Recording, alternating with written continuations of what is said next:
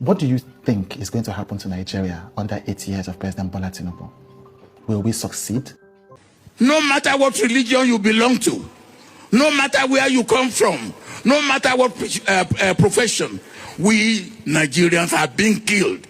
And our governments seem to be incapable. And for anybody to say because those who are being killed belong to this region, belong to this religion, belong to this tribe, and then others too are being killed, cannot be an acceptable excuse. What do you say of a Nigerian president who came to office without a plan? Look, you come in as a government that is deep in debt, and then you are spending money like a drunken sailor. So what do you expect?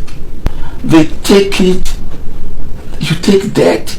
The first thing, or one of the first things I learned in life, he who goes a borrowing goes a sorrowing. And where is that? And then, and when you get this money, the amount of money that was left in reserve and in what we call excess crude account, crude account, excess crude account, was excess crude account went beyond 30 billion. After I have left, it was about 25 billion before I left. Reserve went up to 60 billion. It was about 45 billion before I left.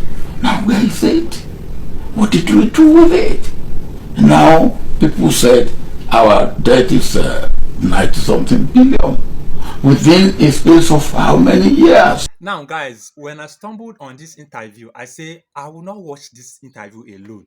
Let me bring it here for my people. Let us follow and listen to this interview. Let us also hear what our former president, President Olusegun Obasanjo, has been saying concerning this current government. So I decided to pause this video here so that I'll prepare our mind, because he said a lot of things inside this interview. He had both the two interviews that he had. He said something so critical concerning our nation, concerning our leadership in this country. So I'll be playing the video, but first of all, I want you to prepare your mind. Listen to him very carefully and then pick out some points, or what he has said is true, or something that we've also been experiencing. We've been experiencing in this government. So just watch it carefully. No, he said several things. He said one of the things that he said that shocked me is that he said you cannot remove what you have not carefully studied. When this government came in, the first day they came in, they declared that subsidy is gone. Okay, and he was asked that if he was the one, what will he do? He said he will first of all set up a committee to study that subsidy of a team very carefully before he will take a decision. You cannot remove what you have not studied. You've not studied something, you don't know what is involved. You just decided to declare that that particular thing is gone. And since he declared that today, is it not difficult? Is it not hardship that Nigerians have been experiencing? He said a lot of things. He also said during his time, because a lot of people have been criticizing him, saying that even when he was the president, he did not do anything different. He was not doing anything special. So he had his time, and not as if he was perfect. So now another person is having their time. So he should stop being so critical or throwing criticism to the current government. And he said during his time when he was leaving, he left about 30 billion in excess crude account. And then he also left about 60-something billion naira in the reserve. And at the end of the day, he did not know what they use it and do. And now we are seeing that a country is borrowing money to service debt. And at the end of the day, they borrow this money and they don't do anything with it. They borrow to consume. How would you be borrowing money to just consume, and then you are still borrowing to service that same debt that you went and incur? So this is how the country is living. And he feels that these people are not ready, because the person that came in, he came unprepared. That is his statement. He said he came unprepared. And I believe he's talking about President Tinubu, that he came unprepared. That is why all this is happening. And sometimes when he goes around, he meets a lot of youth trying to leave the country. Some subjecting themselves into hard decisions, that some be traveling through unimaginable means, through the Sahara, through the Mediterranean Sea, and all of that. And he feel it's because the government is not responsible, the government is not doing enough. In fact, he said they are unprepared. That is why all of these things is happening. So please, I'll be playing the video so that you watch the interview. The interviews are true. So I'll be playing all of them so that you listen to them. I'll still come in and make some talking points, and we'll be talking together. Please, if you have, as you watch it, if you have your own concern, please drop it in the comment. And if you're a first timer, please don't go without subscribing to our YouTube channel, because we're bringing stories here for us to talk together. If you're a returning subscriber, thank you so much. So without too much delay, let's go.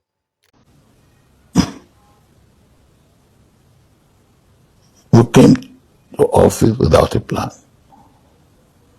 And then he woke up and just said, oh, 3-point plan. What are the 3 points?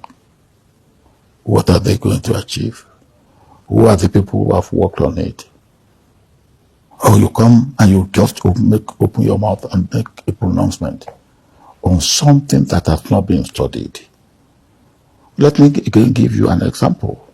When I was military head of state, we decided to really be part of the frontline states to fight the last vestiges of colonialism and apartheid. And we were determined. So as a result of our policy, our pronouncement, our determination, then we became known as member of the frontline state, even though we were thousands of kilometers from the front line. And we decided that we will do what needs to be done. And then we worked with the frontline states. And where it was necessary that we go the whole hog with them, we did. And at the end of the day, we succeeded. But it cost us something. But what it cost us could have been wasted, even on anything. But our commitment make African countries and the international community to take us seriously and respect us, and they respected us for it. And that's legal. Today we have here on NOR TV, we have President Olusegun Obasanjo. Thank you for joining us today. It's a pleasure to be with you. Great. We appreciate you being here. Today we're going to have a few questions for you. So Choma is going to start off and lead us in terms of questions. So let's say that President Tinubu called you with the same question. What can be done for the youth? What would you suggest he do? I would say, first of all, the measures that have been taken, two particularly, which are internal measures, are measures that are desirable, but not enough thought. And specifically, which measures are you The measure of removing subsidy. Okay, yes. Subsidy has to go. But what study have you done? Before you wake up and just say, no more subsidy. So if you were the one to do it, how would you have taken that? I will set up a committee first and say, well, look, how much is the subsidy? What is the subsidy? Where does it come from? How does it come from? And then I have a study. Now, if I stop subsidy, what do we gain? What do we get? And how do we spend what we get to alleviate some of the hardship that may come? Or will any hardship come? Will any hardship not come? I will do such exercise, and I will say, look, so that when I come out and say, well, we remove subsidy, I will also say what had gone into it, how it has gone, and what effect it will have. And well, for instance, I went around the world. I got debt relief, and I said, look, what we got in debt relief would be used to carry out sustainable development. And the present Deputy Secretary General of the UN was the lady I appointed. So what money we received, we gain from debt relief, this you will be in charge. So that all, even bringing the parallel and the official rate of exchange together, it came a good study. What will happen? There are policies that have to be carried out, but for me, not enough thoughts, not enough study, not enough preparation have been done. Because you should be able to say, look, if you do this, well, what are likely repercussions, and how do you ameliorate it? What will be the effect? How do you handle it? Yes. So during your tenure, you just spoke about debt relief. You were part of, I guess, the president of Nigeria that was able to get the Paris Club debt to forgive the Nigeria's debt. Now, in the case where presidents of a country, in the case of Nigeria, were to go and say, hey, we need debt relief or we need assistance. No, if you come to me and I gave debt relief before, I would say, what did you do with the money? So I'm back to the question. Yeah. Now, you have a situation where there's excessive government spending going, what do you think the administration needs to do to address some of I think the question you're asking me is so ridiculous, without due respect, because running the affairs of a country is like running your own affair. If you have to earn money and you have to borrow money to eat because you are using the money you earn to pay debt, then something is wrong in your life. And the same thing, if we are earning and we are spending 95% of our earning to service debt, then something is basically wrong. And you will have to sit down and say, hey, what is wrong? Now, when I came into government, we were paying $3.5 billion to service our debt, and the quantum of debt was not going down. Now I said, look, now this cannot continue. There's something basically wrong here. And then I went around, and when I made my case, people say, okay, look, you have a case, but we expect something from you. And what do they expect from me?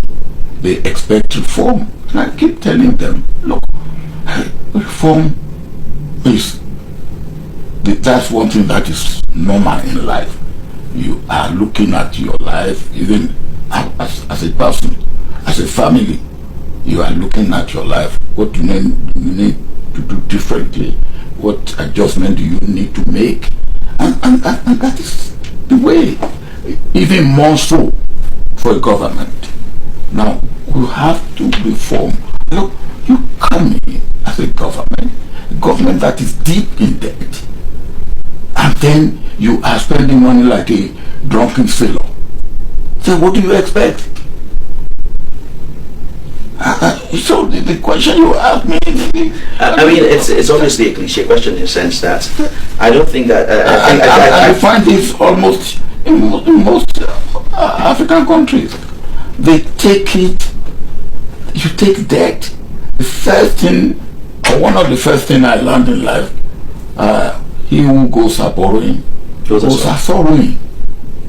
And where is that?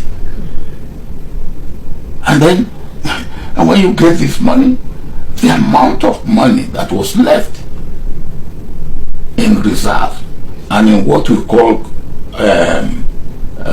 excess crude account, crude account, excess crude account, was excess crude account went beyond 30 billion. after I have left, it was about 25 billion before I left. Reserve went up to 60 billion. It was about 45 billion before I left. Now where is it? What did we do with it? Now people said our debt is 90-something billion within a space of how many years? The other issue that's become a big topic in the Nigerian spectrum is the issue of revenue. Nigeria is currently doing 1.6 million barrels, according to President Tinubu's recent speech, which he did a couple of days ago, which the allocation is supposed to be 3 million barrels. What are the key reforms that you think that needs to happen to get to Nigeria to be optimal in terms of being able to, part of resolving the issues, obviously? You call the major oil companies. You call them. And look, what do we need to do? That's what I did when I was there. Anything, look, come and let us talk. And as one of them said to me after I left government, and he said, look, we didn't always get what we wanted with you, but we know we will get a decision. Because I called them, look, what is your problem? This is my problem. And we talk. Back to the other question of corruption, which I think is obviously the elephant in the room within the Nigerian context. Each administration, you have been, I would say, very blessed to have seen from the 70s that you did the handover to Shagari, to the 80s, to the 90s. Now, what are some of the key things that you've seen based on your experience that the current administration needs to have in perspective to be able to run that country very well? Because obviously from hindsight it's character.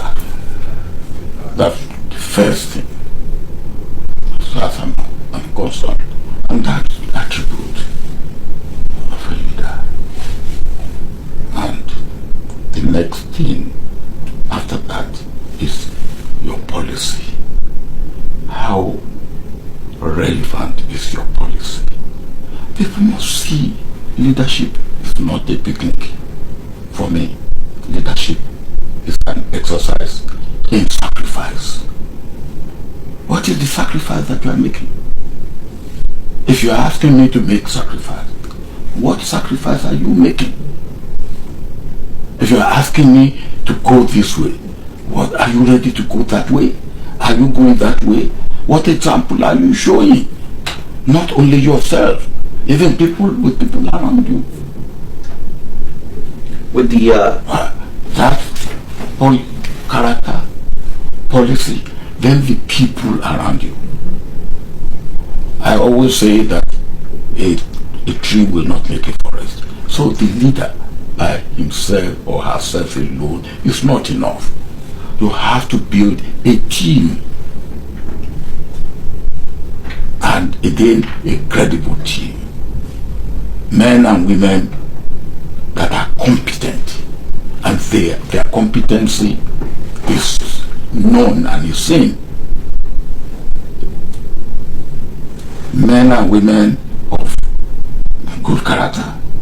Nobody is an angel or perfect, but you can see what they stand for. Character, policy that is relevant to the situation, and implementation of that policy. Then the team. You don't need 1,000 people, but you need core, I would say 12 to 15 that are solid. And you can get them. You have to headhunt. You have to look for them. And there must be people who, when people see them, they will say yes.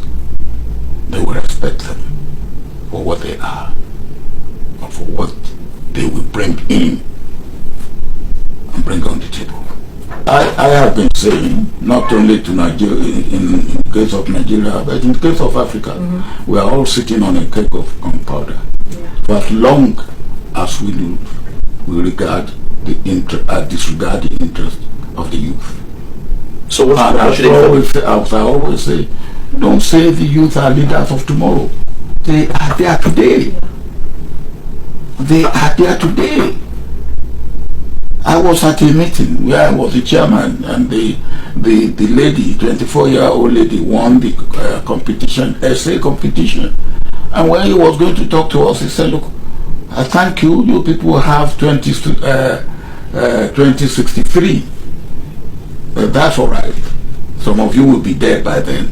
I hope I will still be alive. But I don't wait till 2063. I want what I will get tomorrow." Now, don't just watch.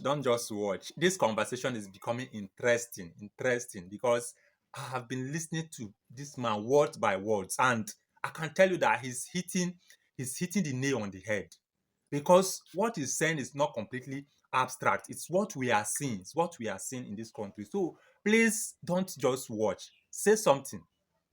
Look deeply into what he's saying, and let me feel your comment. Let me feel your thought in the comments, because he's making a lot of sense. So many things are happening. Looks like true. These people are not ready. They are not prepared, or they are prepared, but they decide not to do what they should be doing. And people ought to be talking. So please, let me feel your comment. Let me feel your thoughts in the comment. So let's continue watching. And that is true. What are we giving him, or what are we giving her and people like her today and tomorrow and day after tomorrow? If we are talking of 2030 sustainable development, yes, all right. But what do we do, or what do we get between now and 2030? Not to even talk of 2063. And if we don't think this way, and we don't carry the youth along this way, we are in trouble. And we should tell ourselves this. We are in trouble. And you see what happened in Kenya. I was there, and after that I was with President Ruto. And it is not paying enough attention to the need, the welfare and the well-being of our youth. Simple. And I have met those of them who made the attempt to cross the Sahara and cross the Mediterranean. It's a harrowing when they tell you their experience, and you will pity them. And I say, look, leaders who allow this to happen, they've tainted their hands with blood. Because many of these youth die in the process. And what do? What do? We have in Nigeria over 20 million children that should be in school that are not in school. Now, nobody will need to tell you, you don't need to be an oracle to say those will be recruited in 12, 15 years' time. It may be called something else. It won't be Boko Haram. But you must know that. Now, that should worry us. 20 million children that should be in school that are not in school. Those that have no employment, no job, and they see you in obscene affluence. What do you expect them to do? Not only in Nigeria. Nigeria is an example. Nigeria, because we are the largest country in Africa, we need to do things right so that other countries can follow our footsteps. One of the things that I was very impressed with was the conversation I think you had made that President Buhari at one point had called you on the New Year. If the current president at this time calls on you to provide advice to the nation given the current situation, is that something that you would consider being able to do to... I'm not looking for a job. Thank you. Fantastic. The other issue is on the young people. Nigeria has between 18 to 35 millions of young people that are there. What specific reforms should be done? Especially people in the diaspora are very, very concerned. In this, different administrations have come and have not done this. Money has been allocated. First of all, I told you, education is number one. What about short term? Short term. Wait. If you say short term and you leave those 20 million, now if you leave them unattended to, you are postponing the evil day. Yes. While you are talking of short term, how do we? I went round at one time and said, look, how do we take care of this? And we have to have more classrooms, more teachers. Put them. By the time you put them, by the time they complete their 6 years in primary school, the transition, you will have been able to prepare the transition from primary to middle school, as they call it, or junior secondary. Now, first you have to produce. Look, we are, you know what we are doing? We are sharing poverty among the majority of our people. There are few who are rich. And we must know that the system that cannot help the majority poor will not save the minority rich at any time. And our system, what we practice, is not helping the majority poor. And the small rich people think that they will be saved when the majority are poor, they are in abject poverty, they are oppressed, they are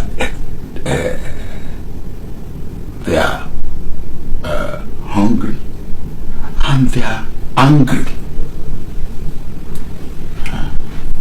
During your administration, hunger is a big part of the issue in Nigeria. People are saying that they're hungry. You had ran Operation Feed the Nation during that time. What policies, what did you learn at that time when you ran that can be implemented right now that can help the current administration? I don't know what anybody would to learn. I know that one thing that I know is important, very important. I think security, personal security first, after that food security and health. Health is helped by food security.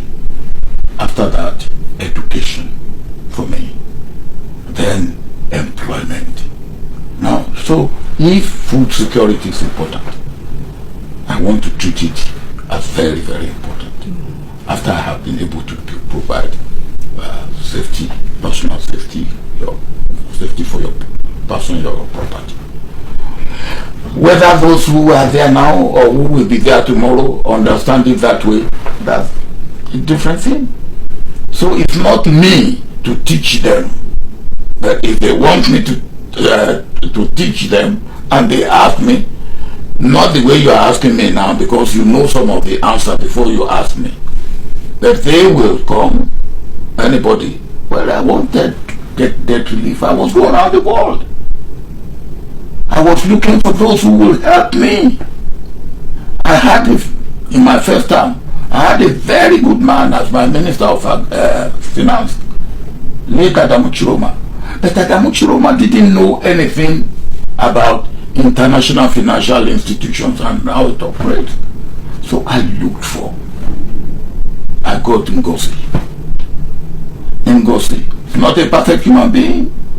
Nobody is. But he was frightfully competent, technically. And I needed I got her. When I'm talking to a president or a prime minister, she's talking to the finance minister. Hey, hold the finance minister, don't leave it at him or her until he gets instruction from his or her president. That's the way we did it. You have a problem, you seek how to solve your problem, and then you go for solution. Thank you so much, President Obasanjo. We really appreciate your time, and we look forward to having you here for many more years. Thank you, sir. Now, this is somebody that people are criticizing. People are saying he had his time and they didn't do the best of government in the history of Nigeria, so he should shut up. But look at him. This is him talking in Plateau in Jos when he visited Jos, the capital of when he visited Jos, the capital of Plateau, when a lot of people been fight there. So he said when he had his time, they were not they didn't have the capacity to flush out bandits the way the present government has now, because there was nothing like drone, there was nothing like technological intelligence. But now they have all that. But even at that time, they were not tolerating bandits or any criminality. They were fishing them out. So no government should sit and fold their hands that as if they are crippled, as if they don't know what to do. If they mean to do this, they will do it without delay. So there's another video that he did. So I'll be playing that same video so that you will listen to what he said. This is to me, I feel this man has a heart for Nigeria. He may have his lapses during his tenure, but now most of the things that he's talking about, we are seeing them. We are seeing that these are the things that this government would have done, but they are not doing it. They are not doing it. And they have more advantage. They have more technological advanced equipment now than before. But if you look at 2007 back, there was nothing like banditry. There was nothing like kidnapping and all of these things. Of course, there were certain things happening, but there was decisive, or they were taking decisive decisions about these things. So just listen to what he said in this video. I'll be back. No matter what religion you belong to, no matter where you come from, no matter what profession, we Nigerians are being killed. And our governments seem to be incapable of protecting us. We are part of the world community. If our government cannot do it, we have right to call on the international community to do for us what our government cannot do for us. And for anybody to say because those who are being killed belong to this region, belong to this religion, belong to this tribe, and then others too are being killed, cannot be an acceptable excuse. Before I left government, I know we had capacity to pick up anybody in Nigeria who commits crime anywhere. The capacity that we didn't have then is after we have identified and located such a criminal, we have no capacity to be able to pick him up without moving on land or by air. Now we have capacity. With drones, you can sniff them up. You can take them out. Why are we not doing that? Why are we apologizing? Why are we negotiating?